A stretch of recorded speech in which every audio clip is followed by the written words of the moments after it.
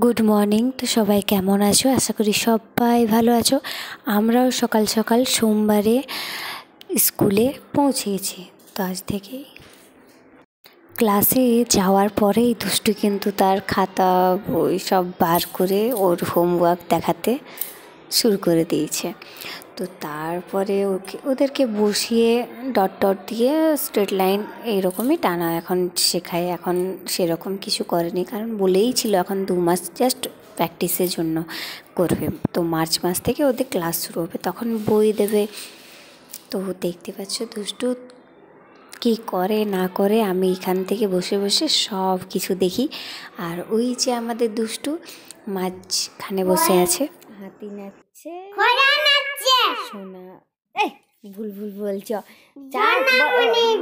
চাঁদ উঠেছে, কদম তলায় সোনা, তারপরে দোল দোল রাঙ্গা মাথায় বর আসবে নিয়ে যাবে, তারপরে আমরা দুটি ভাই শিবের ঠাম্মা গেছে তারপরে খোকা যাবে মাছ ধরতে ক্ষীর নদীর কূলে, মাছ নিয়ে গেল ছিপ নিয়ে গেল কলা ব্যাঙে,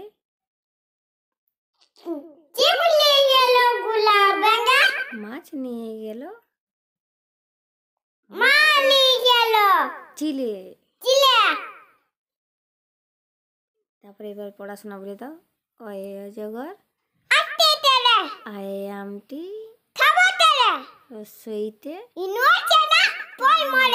দীর্ঘইতে ঈগল পাখি রসৌতে উঠ চলেছে মুখটি তুলে, দীর্ঘটি আছে ঝুলে। বল। রয়ে ঋষি মশাই বসেন পূজায়। দুষ্টু এখন আমাদেরকে একটা গান বলে শোনাবে। একটা গান করো।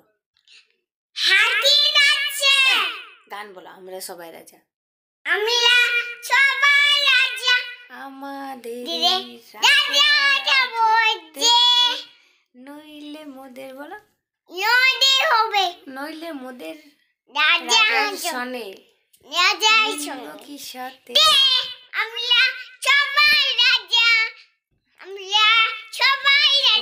চলো, তোমাদের সাথে আবার দেখা হবে।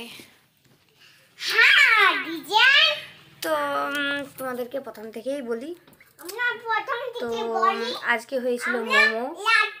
তো আমাদের মোমো খাওয়া হয়ে গেছে। এখন বাজে 7টা, 7:30।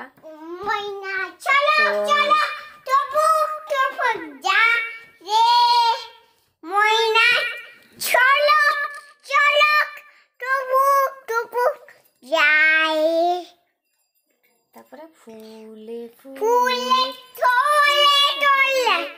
বহে, বলো মৃদু বয় ফিকো কি বা কুঞ্জে কুঞ্জে নাচি গায়। অনেক এই তো বলো আমাদের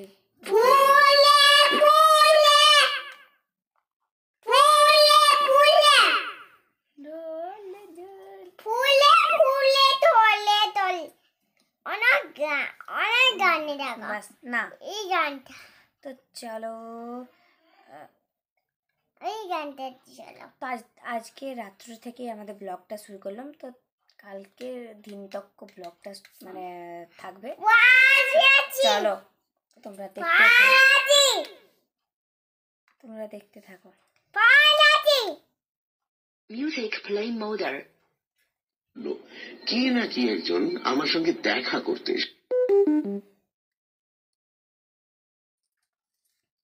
বাবা চলো টাটা। ধৈর্যের গুণ। কয়েকদিন ঠিক মতো খেতে না পেয়ে এক শেয়ালের পেটটা বড় শুকিয়ে গিয়েছিল। খাবারের খোঁজে যেতে যেতে হঠাৎ তার চোখে পড়ল এক ওক গাছের গর্তে বেশ কিছু রুটি আর মাংস। বলো গল্পটা।